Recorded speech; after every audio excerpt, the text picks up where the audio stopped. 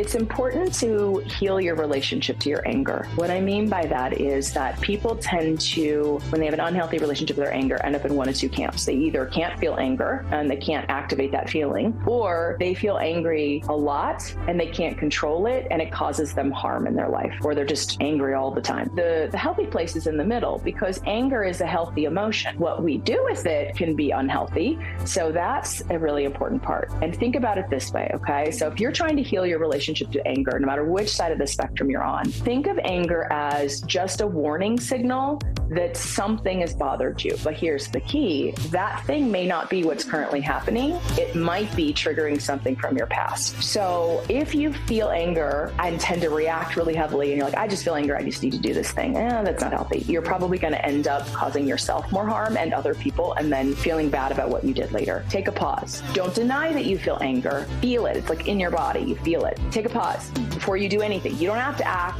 in the moment. Sometimes you do, but most of the time you don't. Ask yourself, what is it that I'm angry about? What is it that I think happened? Sometimes we're taking something personally that's not personal. Sometimes it's we're making an assumption based on past experiences that we haven't healed yet, and we need to look into that. Sometimes we do need to respond in that moment because someone is violating our boundaries, and that's a big red light saying we need to say stop. Now, we don't have to do that with as much ferocity, right? Because anger isn't violence. Anger doesn't have to be violence. Anger does tend to lead towards action, but the action can be internal or it can be external.